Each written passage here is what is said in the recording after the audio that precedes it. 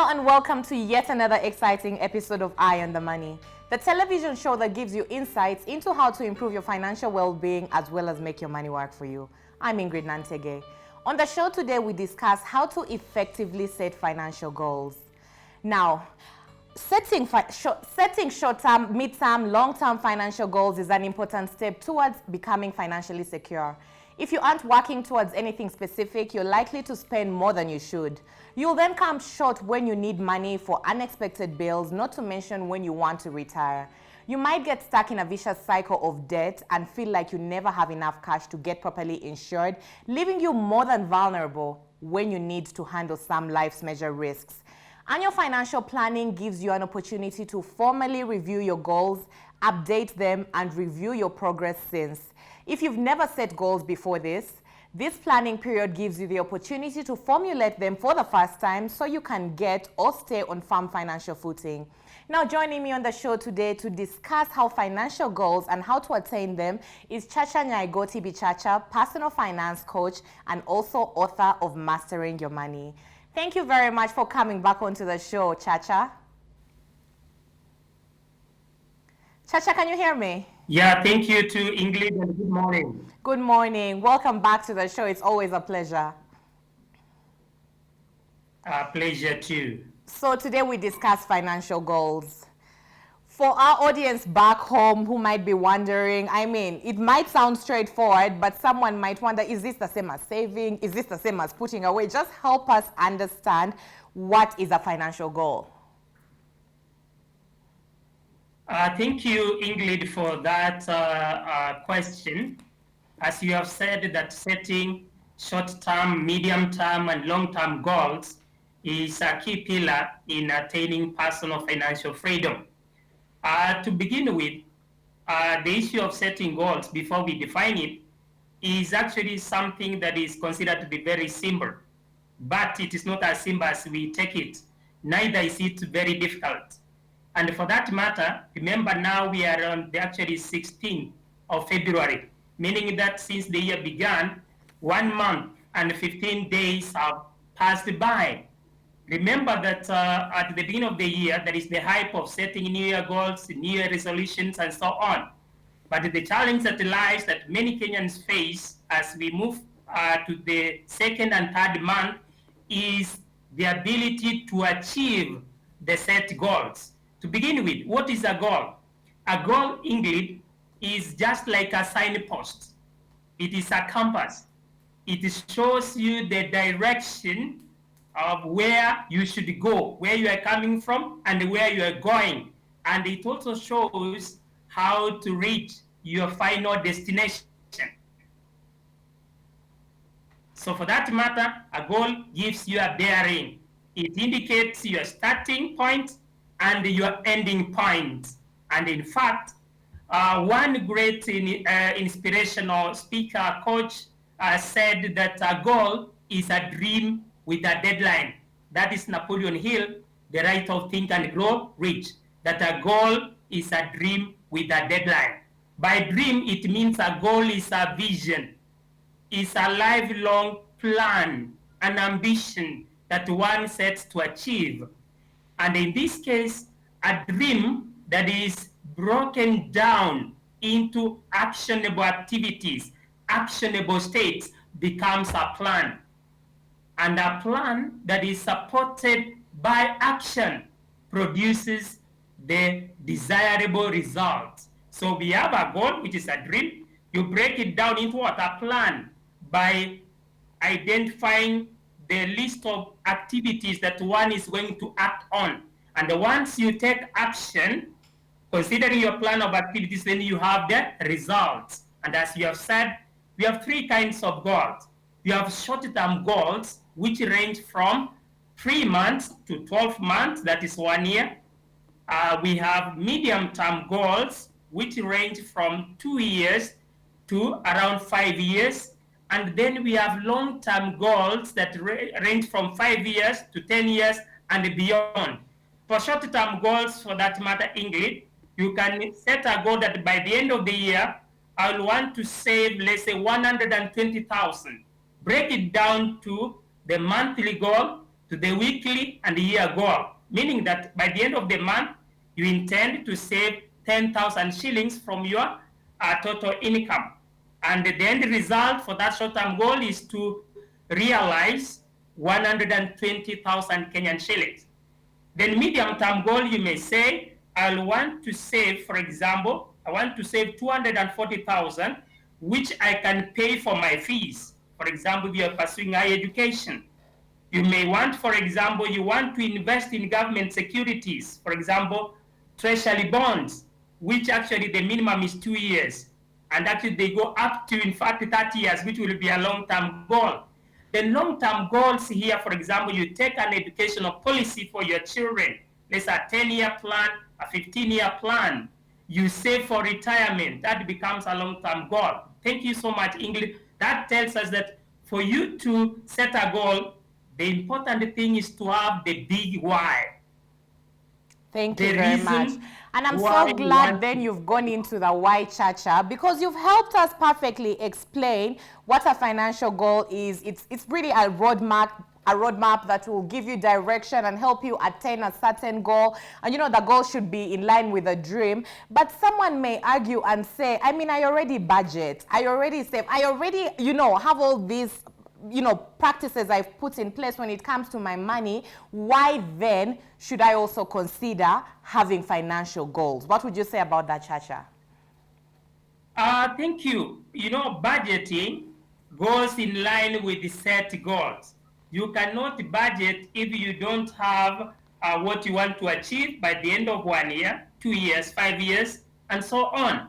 So, you budget for a reason, because here budget is a spending plan, a blueprint that tells you where every shilling goes. And in this case, why do you budget? You budget so that you can achieve your short-term, medium-term, and long-term goals. So there is no way in which one could say, I budget and therefore no need of a goal. You should have the big why, the reason as to why you budget. Right. And when you have the big why, the driving force, whereby, for example, you say, I'm budgeting to save 10,000 shillings from my monthly salary so that by the end of the month, by the end of the year rather, I have 120,000 shillings, which I will use for paying fees, you see, or which I can use to build my emergency fund that can sustain me for 3 to 6 months in case I lose my source of income, in case I lose my job. So budgeting and goal setting go hand in hand. You can't separate the two. Thank you. So with that said, Chacha, and also at the top of this discussion, you mentioned categorically by saying, I mean, it might seem like an easy concept, but it's not as easy as one may think. And also we know handling money, just dealing with money is not the easiest thing, because I mean, money finishes. Money can almost not a lot of times meet a lot of people's needs. So when it comes to setting financial goals and people embarking on this, what would you say are the greatest challenges and setbacks that people encounter along the way that maybe make them fail to achieve what they're trying to achieve? Yes, as you say, you've rightly put it, and which is a common myth, misconception that money get easily finished up, that money is scarce. Remember, last time we were talking about how to have a good relationship with money, whereby we need to deconstruct those notions. So when you have known the reasons why you should set a goal, as I've said, you need to have a big why. The challenge that many people face, especially at this time of the year, some of you may find are actually falling short of even achieving their 3 months goals. The greatest challenge here being is the lack of a vision, lack of a dream, lack of a lifelong goal, because the vision is actually gives you the willpower. It is what drives you. For example, you want to say, instead of saying, I want to establish an emergency fund, considering the effect of the COVID-19, you should attach a reason to that. Say, I want to establish an emergency fund that is equivalent to my 6 months salary, so that it can sustain my current lifestyle in case of a disaster, in case of a misfortune. So lack of a vision, lack of a dream makes people lag behind and not achieve their goals. For example, you can have a vision, you want to transform lives. You want to lead a comfortable life after retirement, okay? You want to live in your own palatial home. That is now a goal. That why is the one that drives you. Lack of the why, then you find that it's a problem.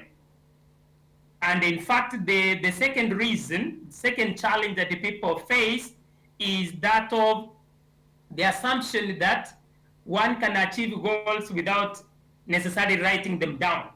Remember, Ingrid, a goal that is not written down is a mere wish. That is just pure fantasy. Because what gets written down, what gets scheduled, gets done.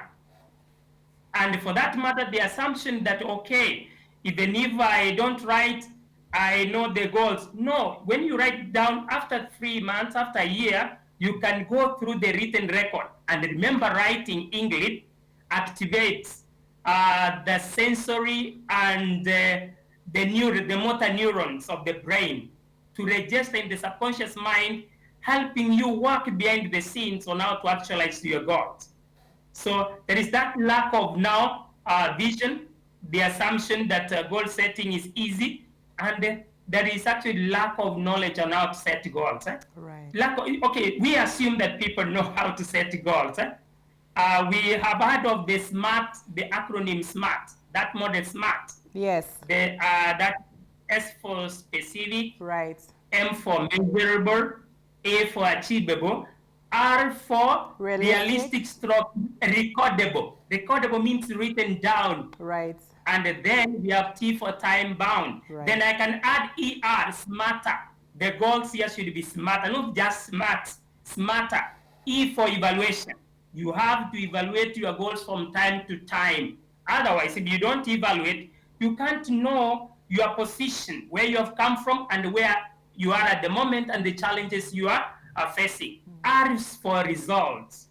So when you evaluate your goal from time to time, you are able to measure the results. And as we have said, a goal is a framework that helps you measure the results, the deliverables, without which you will be lacking direction. Thank you. Now, Chacha, in line with that, and also because once again you've mentioned a very important topic where you said some people actually set goals that are really out of reach. So, Chacha, give us a scenario where someone has followed everything that you've said. We've written down your goals. You've broken them down into whether it's short term or long term. Even in the short term, you've written down how you're going to achieve them. But we've also seen situations where people have come up with goals, and at the end of the day, they end up being so unattainable, and the person realizes that they punched above their weight. So what would you say about that? And people actually, even as they follow your guidelines, they make sure, what does someone need to think about to make sure that even as they plan for these financial goals, it's really within the reach of what they're planning for? Yes, the basic scenario is actually now considering the smarter model or framework I've just given. So when you have now written down your goals, take them through that smarter model to find out, one, are the goals specific? For example, you say the goals should be clear and ambiguous and straightforward. For example, as we have said, you can't just say, I want to establish an emergency fund. Attach a reason that makes it clear. For example, I want to establish an emergency fund that can support my current lifestyle in case of a disaster. Okay? So that now I start saving, let's say, 10,000 shillings per month from my salary. So by the end of the year, I have 120. And in 3 years, you would have around 360,000. Suppose your monthly expenditure now is 100,000, and now in 3 years you have 360. You see the amount you have saved in case of an emergency, it can last you, let's say, for say 3.5 months. So then you move to the next one, that the goal should be measurable.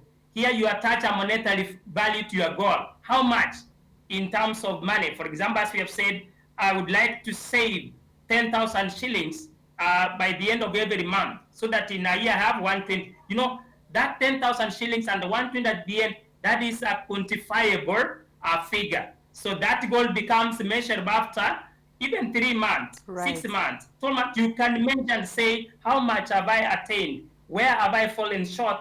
And you work towards improving that. Then you move to the goals being actually achievable, for that matter. The goals here should be in consideration of your sources of income. When you are setting goals, you look at your source of income. And in this case, you should not be in a comfort zone. Stretch further. Break the barriers and find a way of earning an extra income, so that now you are not working within the limited amount of money that maybe you get, which may not be enough to fund your expenses. Then as you move, then you go to the goals should be recordable, should be written down, should be realistic. For example, if you are earning 50,000 shillings, it will be unrealistic to say, I will save 30,000 shillings from my monthly salary. That, of course, also will depend on your needs and your demands and expectations. So a goal of saving 30,000 shillings out of 50 may be rather unrealistic. So you consider the aspects that are real to you. Then you move to the time aspect. You know, if you don't have a time aspect, then you will not know whether you have achieved the goal or not. So basically, run your goals through the SMART acronym, the model, to find out whether you have achieved your goals or not. And if not, analyze what led you to that and how you can overcome that scenario. Thank you. Brilliant. I feel like you've done a very good job in explaining, even just giving us the guideline on how to do that. We'll take a very, very quick break, but we'll be right back right now to just go more into how to achieve your financial goals. So don't go anywhere. Remember, you can also be a part of the conversation by sending your feedback to our social media handles at Metropol TV KE on Facebook, Instagram, and Twitter. Don't go too far.